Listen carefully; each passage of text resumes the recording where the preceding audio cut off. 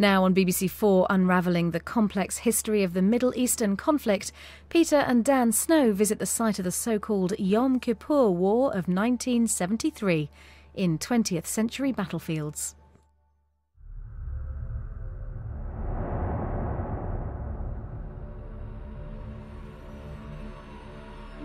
The Middle East was a battlefield for most of the 20th century.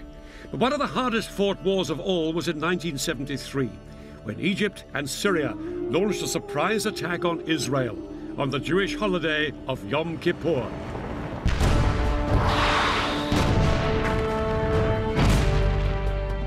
For 3 weeks, the battle swung violently from side to side. It brought each within sight of victory and defeat. And it brought the superpowers, America and the Soviet Union, close to a nuclear showdown. The Israelis were in no doubt they were fighting for their country's very survival. For the soldiers of Syria and Egypt, it was a battle for Arab territory and Arab pride. In this program, I'll be revealing how Arab and Israeli commanders astonished each other with the boldness of their strategy. And I'll be finding out how both sides used the latest weaponry with shattering results. No 20th century conflict has been as lasting and bitter as the struggle between Israel and its Arab neighbors. This is the story of the biggest battle between them. It's still such a sensitive subject in Egypt that they wouldn't let us film there. This is the story of the October War of 1973.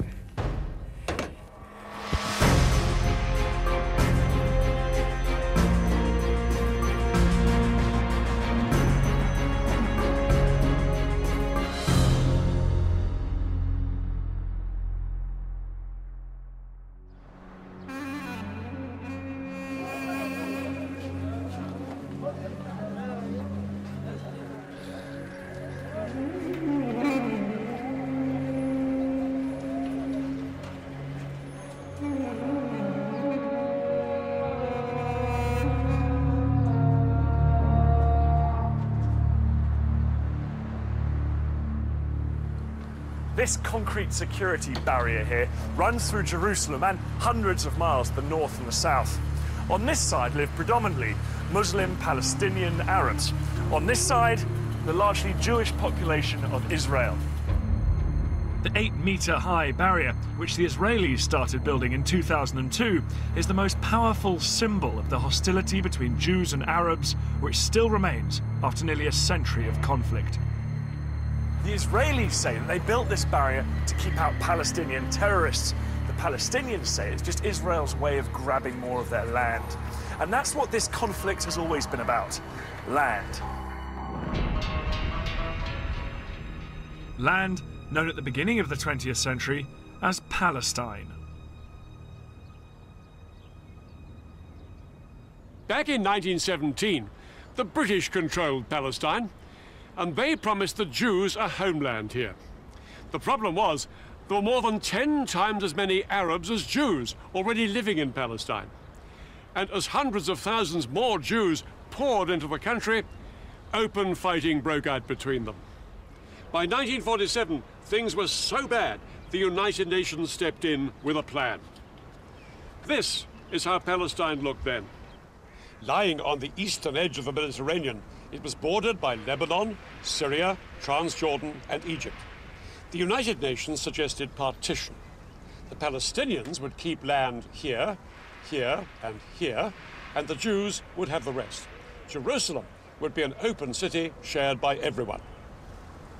The Jews accepted the plan, and in 1948, they declared their independence as the State of Israel. But the Palestinians and the neighboring Arab countries rejected partition. War followed, and the borders changed once more. The Israelis took over Arab lands here in the north and along the Egyptian border, ending up with most of Palestine and most of the key city of Jerusalem.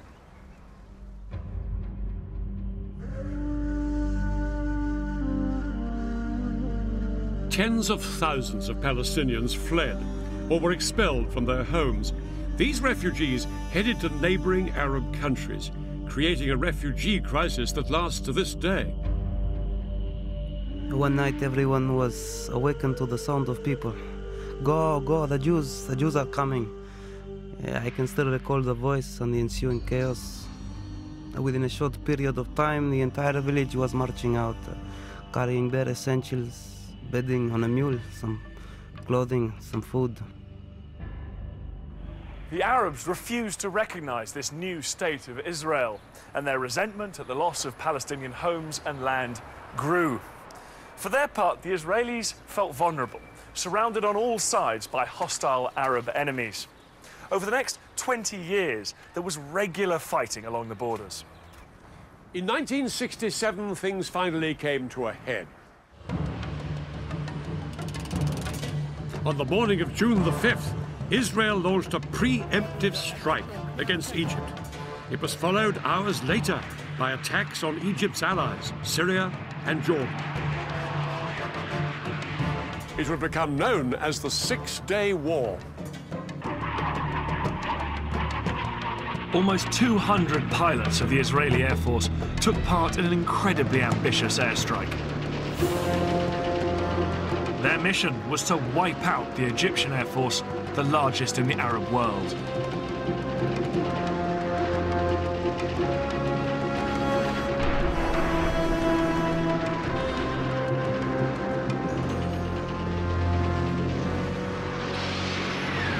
In just under 2 hours, Israeli bombs destroyed almost the entire Egyptian Air Force before it had even got off the ground.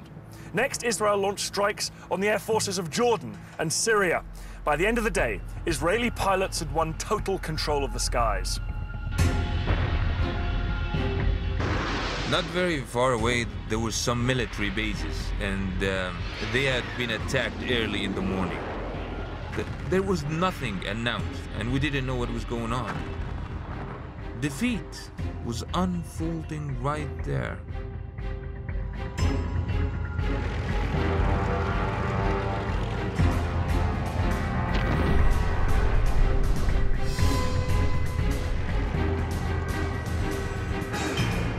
Israeli ground troops stormed into Syria, Jordan, and Egypt. At the same time, other Israeli troops made a bid to capture Arab-held Jerusalem.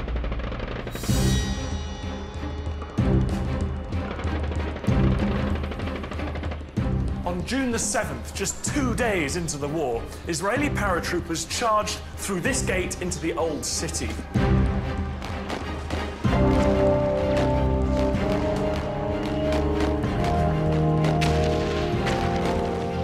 But as they pushed through these narrow streets, they came under fire from Jordanian snipers who'd taken up position in the upper stories of the buildings on either side.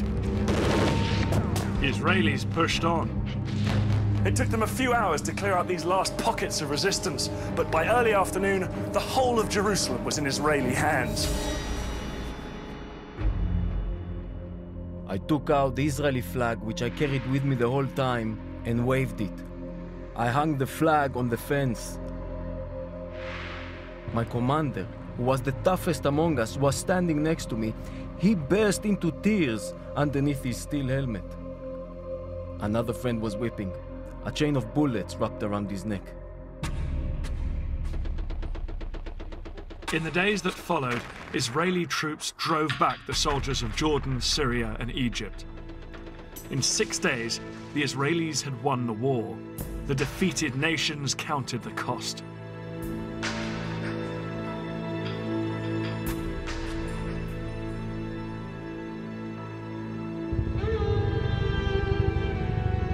It's estimated that Egypt lost 80% of its military capacity, and along with Syria and Jordan, suffered over 30,000 dead and injured. People didn't really know what was going to happen next. I mean, people were scared. The whole country was at a total loss of what to do. The fighting may have been over, but it hadn't created the conditions where the two sides could come together. Peace was as far away as ever. For the Arabs, the Six-Day War was an utter disaster. Before this whirlwind campaign, Israel had been a tiny wedge of land, squeezed between Arab states, only 9 miles wide at its narrowest. Suddenly, it was a Middle East superpower and 5 times the size. The borders had been pushed back to swallow a piece of Syria up here, called the Golan Heights. To the east, Israel had seized the West Bank, and in the south, it now occupied Egypt's entire Sinai Peninsula, a huge expanse of desert. From this newfound position of strength, Israel's leaders demanded that the Arab world recognize the state of Israel.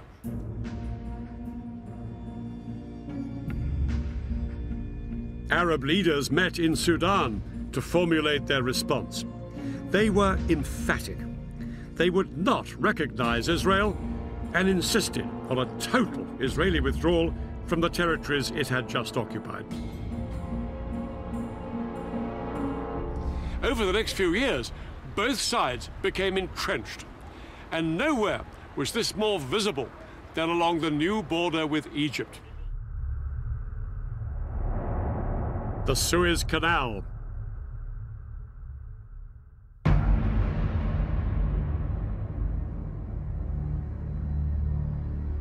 The canal is one of the world's busiest shipping lanes, allowing ships to pass between Europe and Asia without sailing round Africa.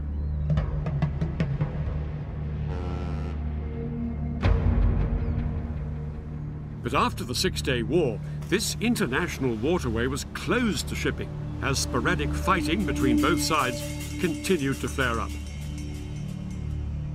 The Israelis and the Egyptians now faced each other eyeball to eyeball across the canal. The Egyptians could never accept that this was a permanent frontier. But the Israelis were equally determined.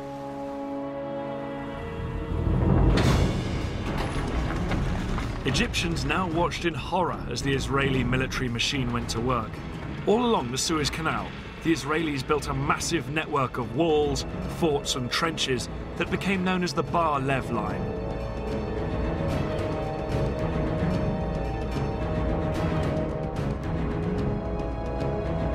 Israel resolved that Egypt would never force its way back into the Sinai.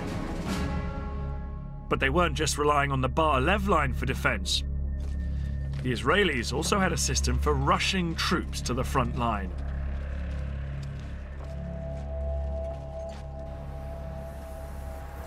Israel has a small population and can't afford a large standing army.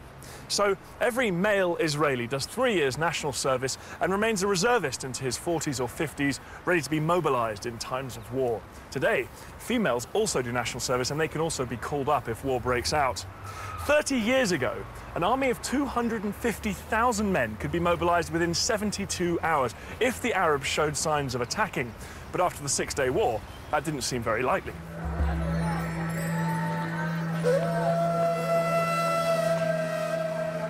The Israelis had practically destroyed Arab air power.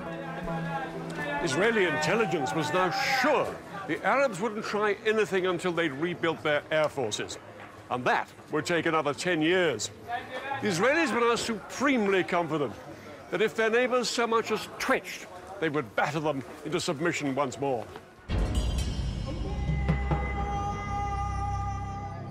But in Cairo, something had happened that the Israelis hadn't reckoned with. A new Egyptian president with a new sense of purpose, Anwar Sadat. When Sadat came to power in 1970, Egypt was still a demoralized country, smarting from the loss of the Sinai. Sadat was considered a moderate by many, but one of the first things he did was appoint a dynamic and popular new military commander, General Saad el-Shazli.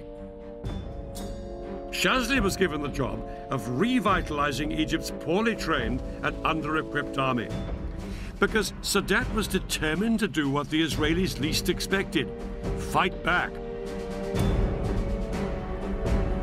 Sadat had decided that the only way to win back the Sinai from the Israelis was to make war on them. His plan was to launch a spectacular crossing of the canal and retake a strip of land in the Sinai.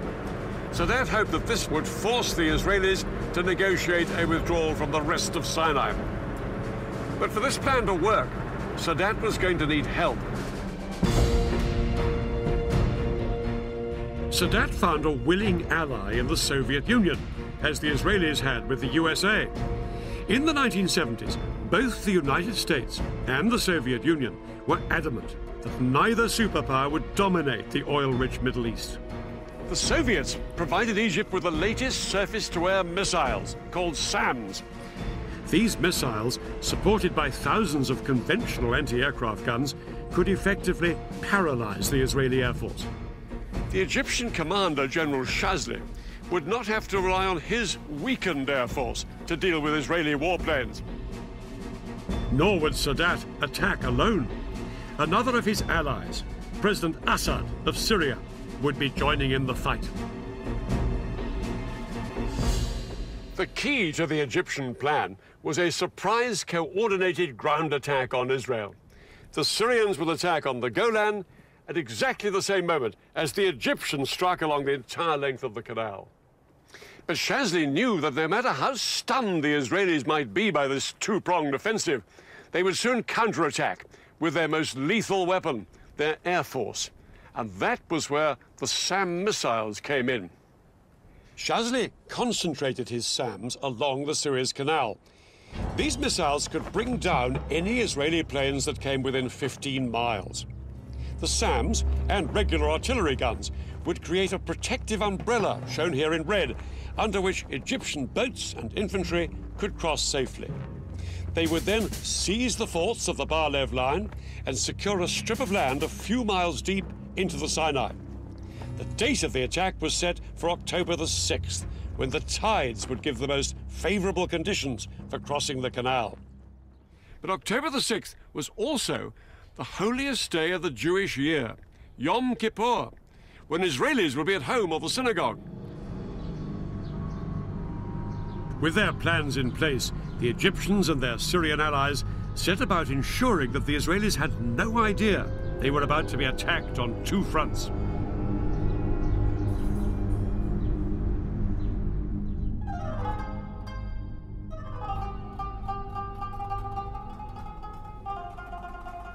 The Egyptians put into effect a complicated deception plan to try and lull Israeli military intelligence into complacency.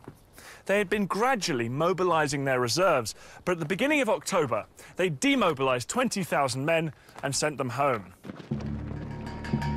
From what the Israelis could see, it didn't look like the Egyptian army was gearing up for war.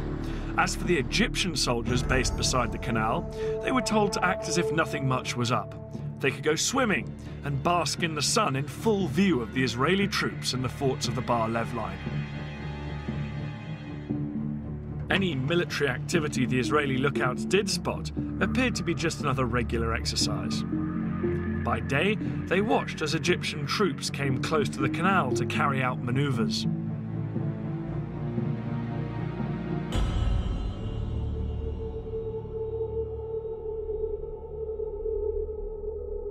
At night, they appeared to head back inland to their barracks many miles away.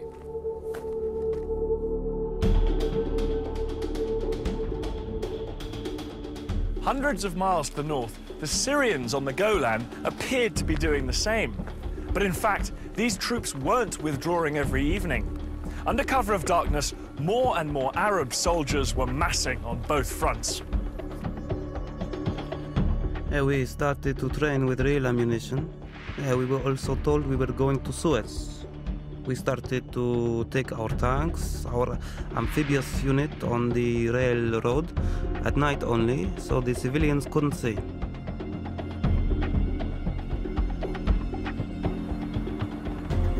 Reports of all this Egyptian activity were given to the heads of Israel's military intelligence. There'd been a number of false alarms in the past, and they were convinced that this was just another one. But they were wrong. At 4:30 a.m. on the 6th of October, the day of Yom Kippur, the phone rang at the home of Israel's military chief, General David Elazar. Elazar had been made Israeli chief of staff after a long military career and a host of victories. The call from Israeli military intelligence informed him that both Egypt and Syria would launch an attack in hours. Eleazar's immediate thought was to send his air force to hit the Arabs before they had a chance to strike. But that decision could only be taken in the halls of power by Israel's politicians. And ultimately, that meant one person, Israel's Prime Minister, Golda Meir. This 75-year-old was seen as the Iron Lady of Israeli politics, but she said no to airstrikes. She argued that if Israel was to win international support after the Six-Day War, it had to be seen not as the aggressor, but the victim. Eleazar was appalled at his leader's reaction. He was only given permission to mobilize a fraction of the reservists he needed, and yet, within a few hours, his country would face invasion on two fronts. Egypt and Syria were poised to launch their attack.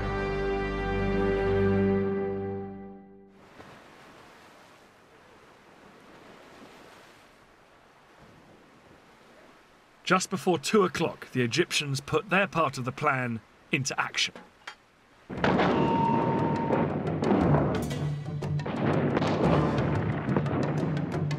Their assault across the canal on the forts of the Bar-Lev line was such a momentous event in Egyptian history, it was later restaged for the cameras.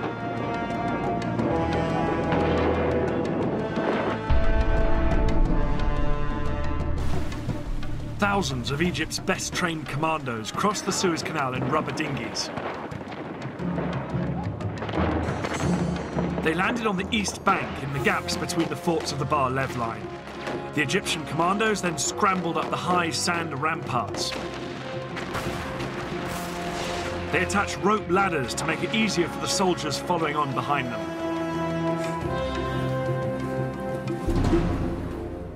Behind this first wave were 100,000 Egyptian infantry and more than 1,000 tanks waiting to cross the canal. But the biggest obstacle to them were the giant sand ramparts on the Israeli side. These were as much as 60 feet in height.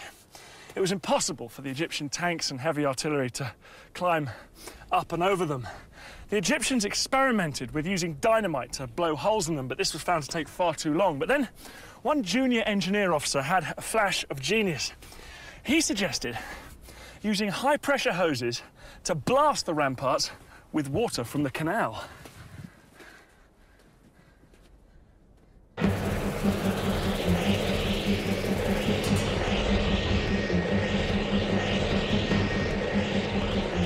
It was an extraordinary idea which would have to work if the entire Egyptian assault was to be a success.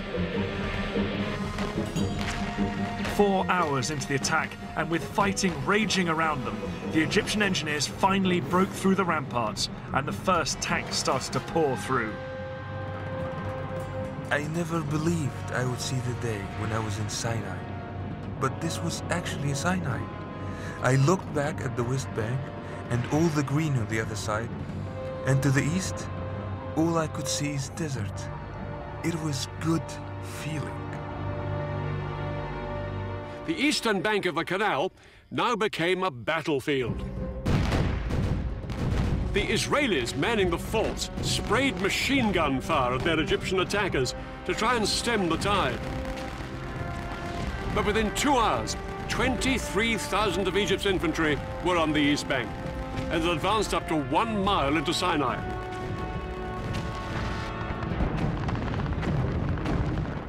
The fort was surrounded by Egyptian forces and was under constant fire. We made repeated calls for help. We fired from time to time and reported back what we saw. But mainly, we tried to keep up our morale. But the Israelis were sure that their air force would come to the rescue. The first Israeli jets were sent in at 4 p.m., flying low over the desert. But as they approached the canal, they found themselves under attack from the ground. The Egyptian SAM missiles and anti-aircraft guns caused havoc. As Israeli planes were shot down that afternoon, it soon became clear that Egypt's elaborate air defense umbrella was working.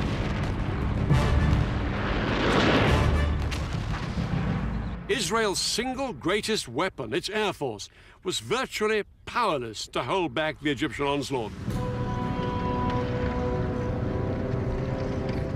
The most immediate hope for the Israelis surrounded in the forts were Israeli tanks stationed just a few miles away.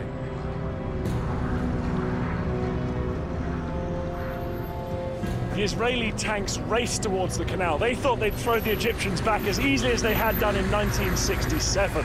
But as they got closer, they found themselves coming under attack from a weapon they'd never faced before. The Saga missile. This Soviet-made weapon was specifically designed to punch through the thick metal armour of tanks. Yet it was small enough to be carried onto the battlefield in a backpack. Unlike bigger anti-tank guns, the Saga could be set up in moments.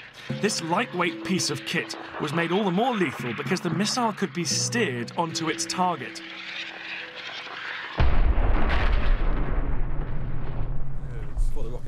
Today, Dan and I have come to the Royal Marines Commando Training Centre in Devon. We're going to find out why Egyptian foot soldiers found the new generation of anti-tank weapons so useful. A modern-day equivalent of the Saga is called the Javelin. It costs £75,000 to fire one missile, so I'm being shown the ropes on a simulator. Okay, so as you're looking through the eyepiece now, Dave, hopefully you're seeing exactly the same pictures I'm going to see on the computer screen. Yeah. Rather than firing off a real missile, the Javelin trainer uses a laser system. If I hit the target, it will show up on the control panel. Good scan. Ah, there's one up there on that ridge line. Okay, so well pinged, well spotted that one. Here's another one. He's coming straight towards me, this one. Okay, so I'll make that your priority target because it's a direct threat to you. Okay. Activate the seeker and release. Alright, he's going behind a few little hillocks and things, but... Okay, now we're in seeker field of view. So what you're going to do, you're going to decide to engage that vehicle. So squeeze and hold left-hand trigger. Squeeze and release right. Well done. Let's see how we do. Just watching it now. Just watch it's nice time to do anything. Okay, so that's a good hit. Right smack centre of the top of the turret. I was ready to take the simulator out into the field. I'm aiming at a real target. That truck fitted with a laser detector that will register a hit. Well, here we are now in this moving vehicle, making a target for Dan, very like the Israelis moving forward to attack the Egyptians in Sinai. Must have made for the Egyptians. Thank you. For a novice like me, a Javelin is easier to handle than a Saga. When a Saga was fired, it trailed a control wire behind it, and the operator used a joystick which had to keep steering the missile until it reached its target. Oh, I think I can see something now. A hit required good training and a steady hand. I was going to have a pop at them. With the Javelin, all I have to do is get the truck in the sights, lock the guidance system onto it, and fire. No, it's just popped out now. You just see the smoke from his exhaust. Activating the seeker. Okay. Okay, I'm going to go for it. Go for it. At least, that's the theory.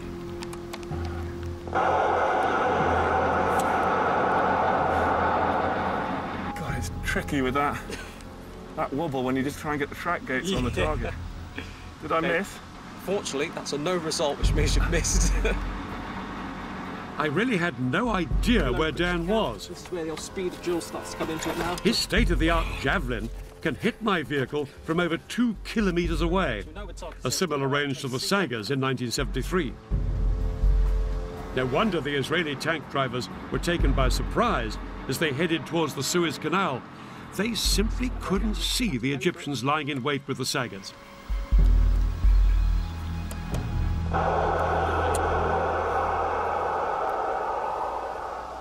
Hit. Hit. Well done. Oh, brilliant. Hi, Dad. OK, tell me you missed us. I'm afraid to say, I got a hit. You didn't? Yeah, see, look there. Hit 700 metres. Good gracious. Yeah, I did miss the first time. You have got the most modern guided missile there, probably in the world. No, I know. Because one thing worth saying is that the Sagas were wire-guided missiles. You had to keep the sight on the target all the time the missile was travelling towards it. It had to be fixed there, whereas you just fired it and forgot. Yes? Yeah, it's hard enough to get the sight locked onto you, and actually have to keep it there for the entire time the missile's in the air. It would be incredible. You're shaking, you're breathing, you're nervous. I couldn't have done it if it hadn't been a lock on and then forget about it. Very, very powerful form of anti-tank warfare. For the Israelis, quite a new ordeal. In 1973, the Saga was turning the Sinai into a tank graveyard. The tanks, which were the pride of Israel's army, were being destroyed by Egyptian infantrymen. Israel had begun the war with around 300 tanks in Sinai. By the end of the first 36 hours, they'd lost approximately half of this number. Things were critical for the Israeli soldiers in Sinai. But that was only half the story. At the same time the Egyptians launched their attack, the Syrians had launched their bid to retake the Golan Heights.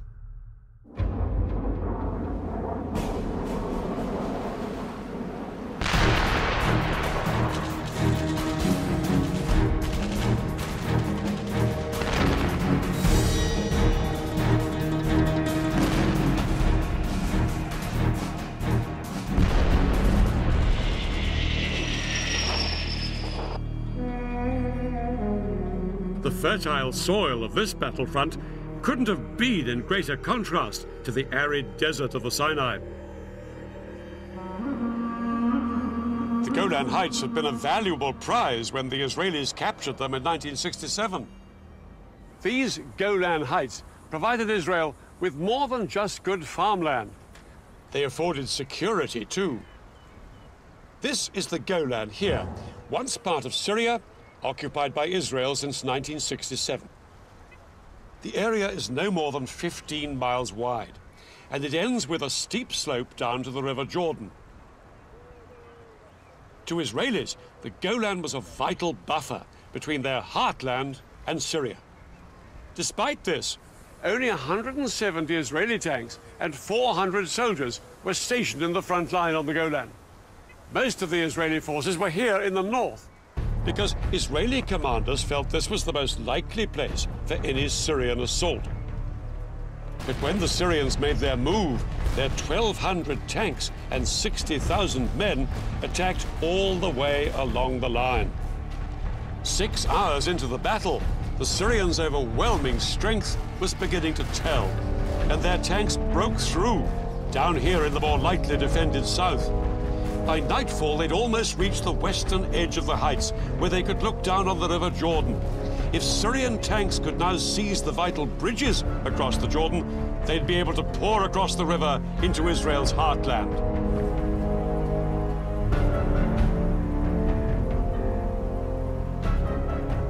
For Israeli soldiers in bunkers along the front line of the Golan Heights, the first day of the war had been a disaster.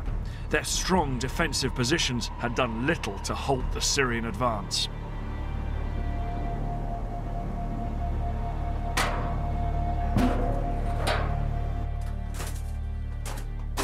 This is one of the Israeli bunkers dug in to the Golan Heights, and it's got an incredibly strong construction. It's deep underground, it's reinforced concrete and these steel plates here as well.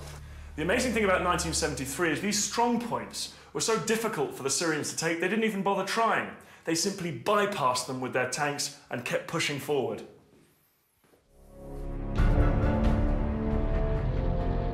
By the end of the day, the Syrians had taken almost the entire southern half of the Golan Heights.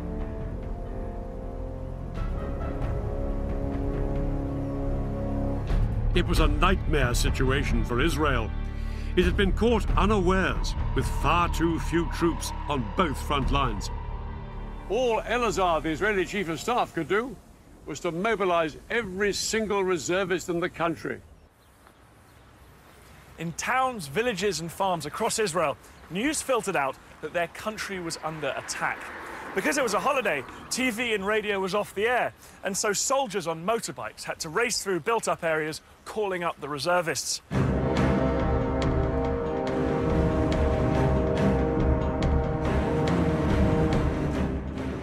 I was in my kibbutz on Yom Kippur when I heard the planes taking off from the Air Force base in the area. I drove with another member of my kibbutz, who was also a company commander, to our assembly point. On the way, we said that whatever was happening, we'll probably be back home in a day or two.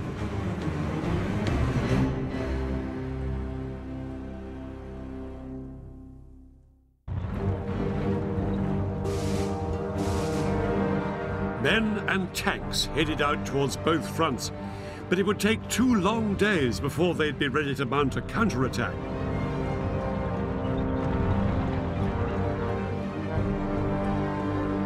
Then, on October the 8th, David Elazar announced to the world that his army had finally gone on the attack. This morning, we started our counterattack,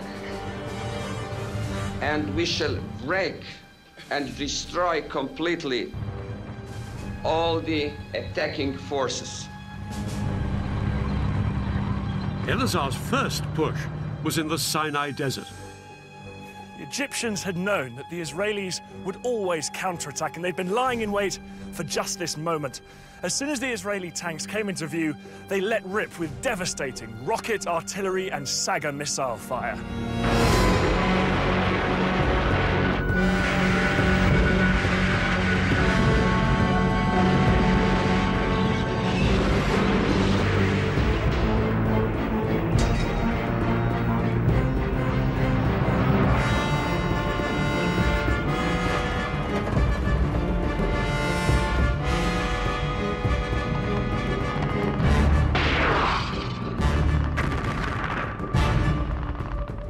The Israelis suffered heavy casualties all day.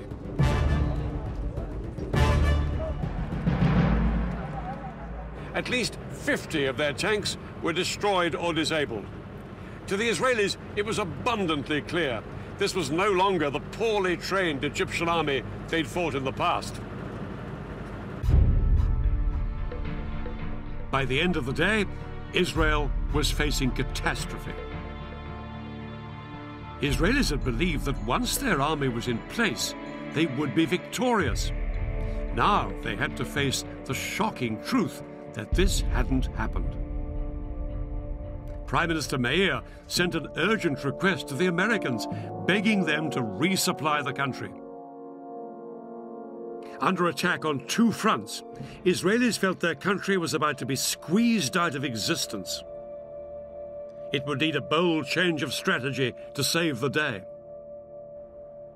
The simple truth was that Israel did not have the strength to fight this war on 2 fronts at the same time.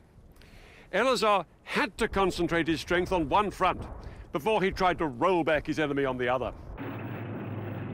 In the Sinai, the Egyptians were separated from Israel by hundreds of miles of desert. But here on the Golan, the Syrians were perilously close to Israel's main villages and towns across the Jordan, just a few miles' drive away. The Golan had to be Elazar's priority. So he ordered the army and the air force to put everything they had into throwing the Syrians back. Some tank units would attack halfway along the Golan to relieve the pressure on Nafak, the Israeli HQ on the heights. Other Israeli tanks had already been ordered to go up onto the southern Golan, where the Syrians were closest to Israel's heartland. Their commander had been told bluntly, "You are Israel's last hope." But one thing in their favor was that the Syrians had made an extraordinary decision to halt up on the high ground rather than press on towards the River Jordan. It gave the Israelis vital breathing room to cross the river and move up towards the Golan.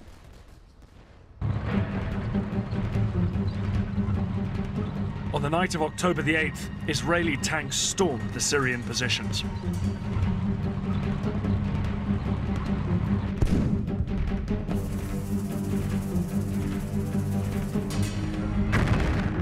The fighting raged around the clock.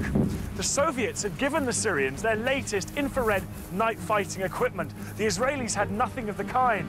And that meant during the hours of darkness, the Syrians could identify the Israeli tanks and cause horrific casualties. I scanned the area with my scope and picked up a pair of infrared lights coming directly at me. I took another look. The headlamps were still approaching. The Syrian was targeting in on us. "Driver, back up," I screamed. And the tank rocked back till we came to a stop.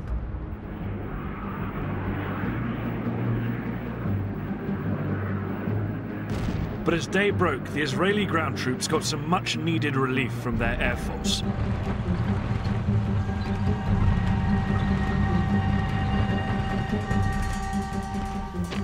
Throughout the rest of the day, however, the Israelis fought desperately to hold the line. The Israelis knew that if they gave way here, their country faced a real threat of extinction. Losses mounted on both sides, but as the battle progressed, it became clear that despite some Syrian technological advantages, the Israeli tanks had thicker armor, and the Israeli crews could fire more quickly and more accurately than their Syrian counterparts. After 4 days of combat, I wasn't particularly worried by the Syrian tanks. It was enough to locate them and to have them come out to meet us, and victory would be ours.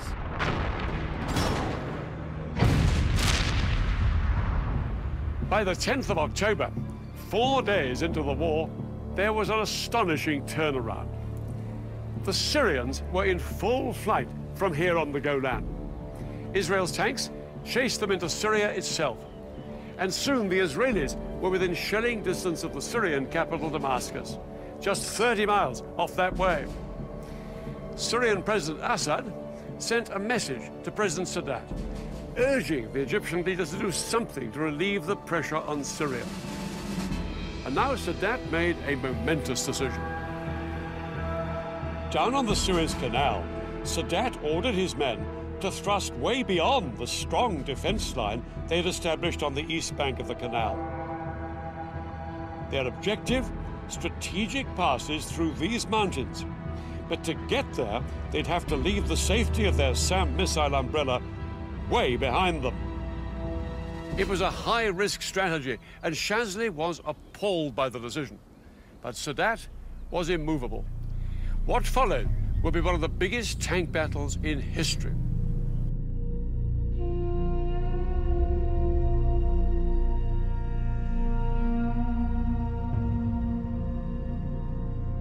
"25 miles east of the canal, Israeli tank commanders were well dug in on high ground in good defensive positions.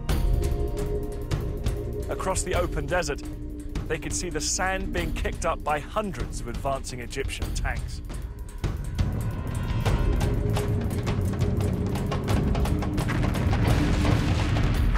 The Egyptians were totally exposed to withering Israeli fire.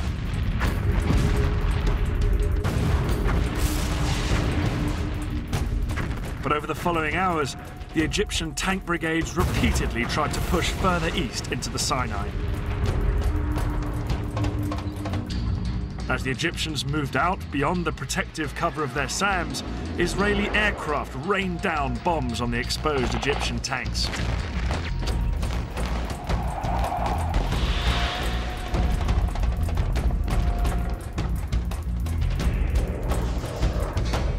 The Israelis' skillful use of their tank guns meant that they pulverized the Egyptians exposed down on the open ground.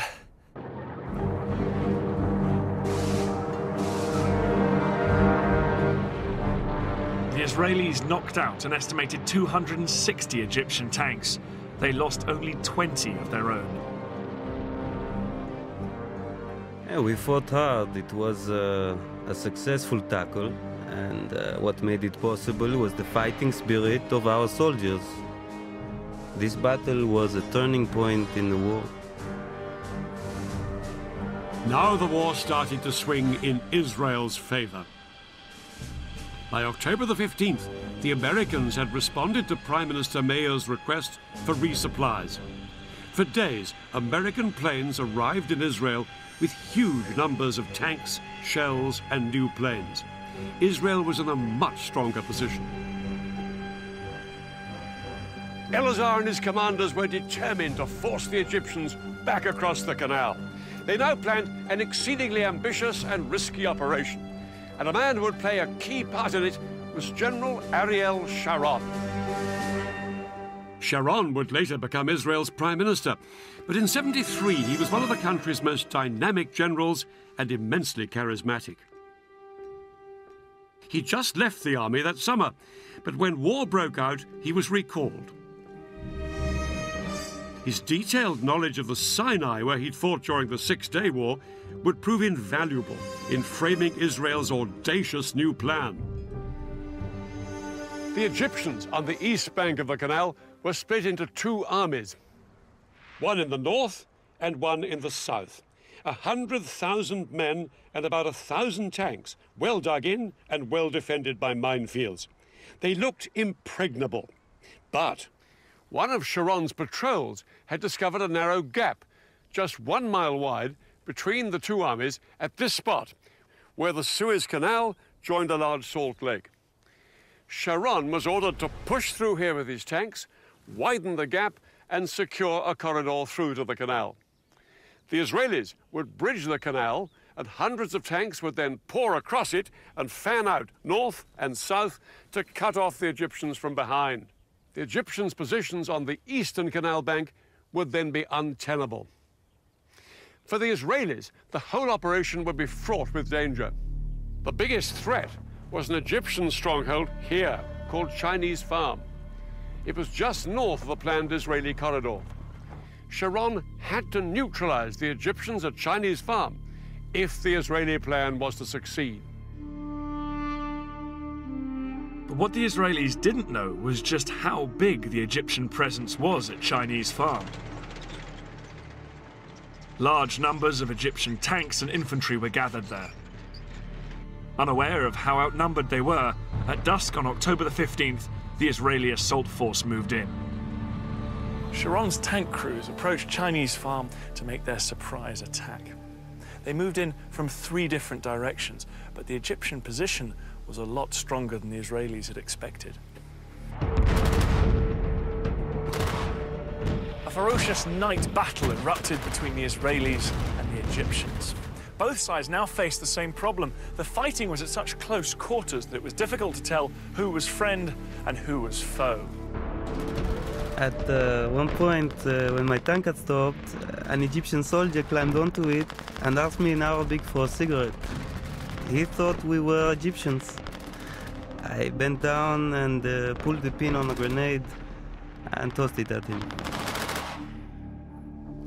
All night, the Egyptians put up a stiff defense. They disabled Israeli tanks and killed and wounded enemy soldiers. The Israelis realized they faced a tough fight to secure the vital road to the canal. The Egyptians were spread out like a horseshoe. They could shoot at us from 3 sides. It was a carpet of fire, the bullets were everywhere. I thought from here, we are not going to get out alive. This is our death place. Sharon decided to cross the canal before waiting for the Battle of Chinese Farm to be won. At midnight, he sent 750 paratroopers to sneak across and establish the vital toehold on the west bank. His men had been totally unopposed. But to turn this into a major breakthrough, the Israelis would need to get thousands more men and tanks across the canal. In fact, the Israelis had built a mobile bridge a year before the war for just this purpose. The bridge was 180 meters long, weighed 400 tons, and took 3 days to put together. Once assembled, it was towed on metal rollers through the desert by 12 tanks along the only road down to the canal. But there was a problem. Because of the fighting still raging at Chinese Farm, the road to the canal was blocked by a huge traffic jam. By daybreak, the bridge had only traveled 2 miles. There were another 13 to go. Sharon needed to get tanks across the canal to reinforce his troops who'd crossed earlier. Without the bridge in place, he had to float 50 tanks across on inflatable rafts. The sudden appearance of Israeli tanks on the west bank of the canal was a huge surprise for the Egyptians. Soldiers manning the SAM batteries reported that groups of several tanks would show up in the distance, open fire at them, and then disappear.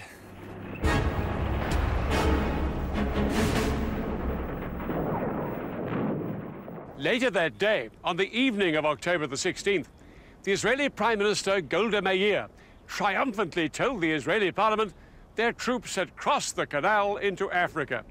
In reality, it would be another 2 days before the Israelis secured the corridor to the canal. It wasn't until October the 19th that the bridge was finally in place.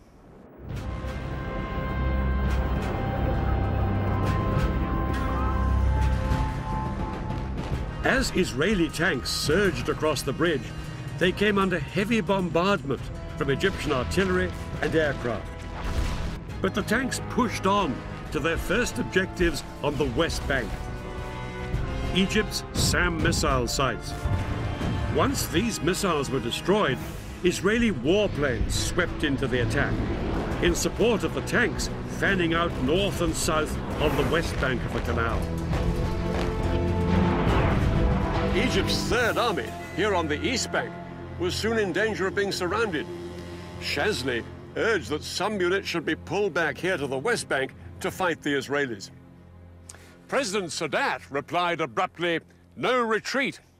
He believed that reducing forces on the east bank would risk losing everything they'd fought for. But Sadat was ready for a ceasefire.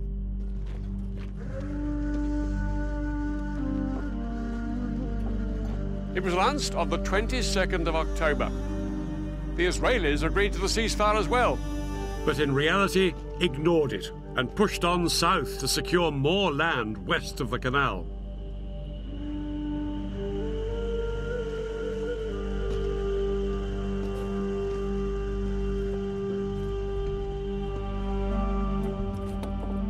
By October the 23rd, the Egyptian Third Army was surrounded. The supply lines of its 45,000 men were cut. With only 4 days of food and water left, it wouldn't be long before they were starved into submission.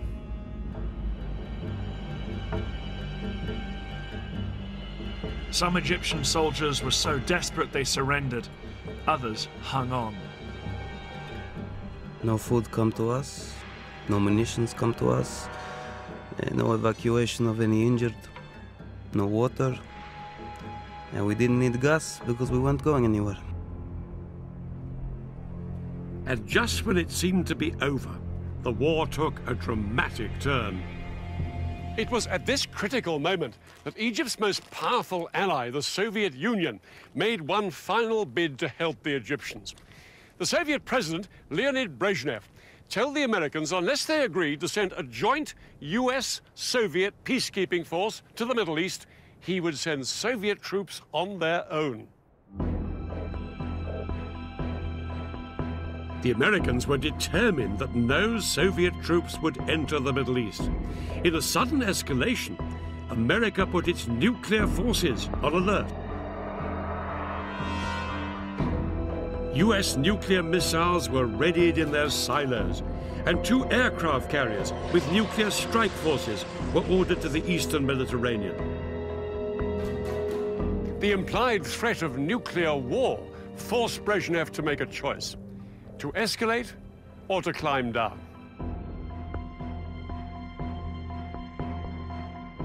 Brezhnev decided to climb down, and no Soviet troops went to the Middle East. But the flurry of international pressure had made its mark. On October the 25th, the Israelis finally heeded the ceasefire, and the October War was effectively over.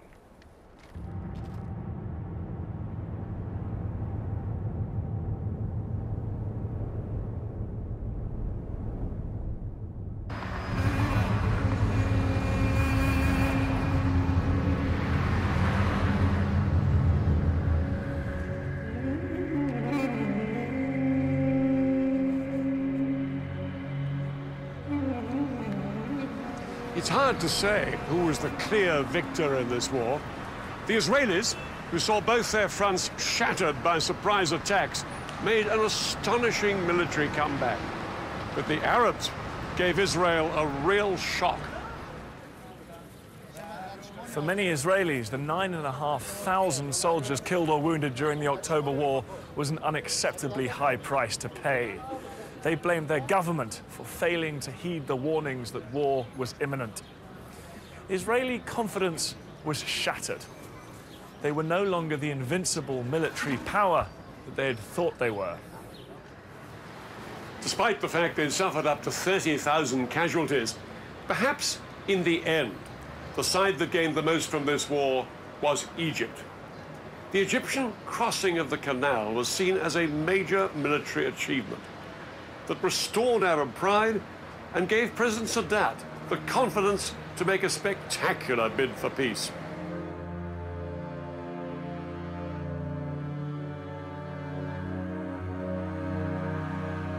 In November 1977, the Egyptian president, Anwar Sadat, arrived in Israel, and in the Israeli parliament in Jerusalem itself, he became the first Arab leader to recognize the state of Israel.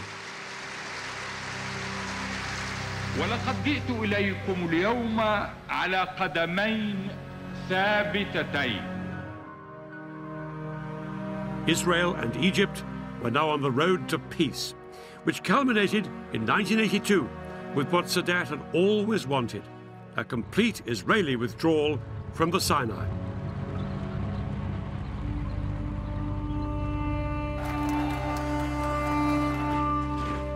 But Sadat never saw it happen.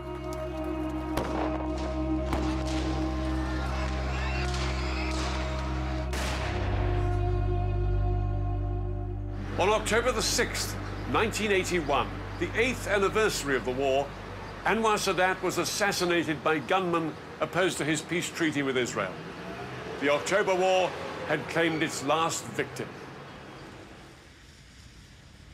The war didn't sort out the fundamental disputes between the Israelis and the Arabs. In fact, technically, Israel is still in a state of war with Syria. All the treaties and all the talking still haven't brought peace to this part of the Middle East. And this barrier is a powerful reminder that the conflict with the Palestinians over who owns the land remains unresolved to this day.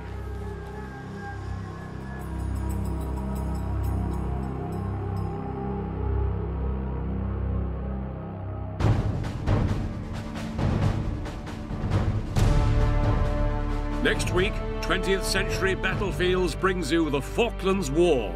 In April 1982, Argentina invaded these remote islands and triggered one of the most ambitious military undertakings in British history. I look at how the British fought 8,000 miles from home. And I'll see how the troops tackled this hostile terrain. It was, in a way, one of the century's most bizarre conflicts. It's the story of the battle for the Falklands.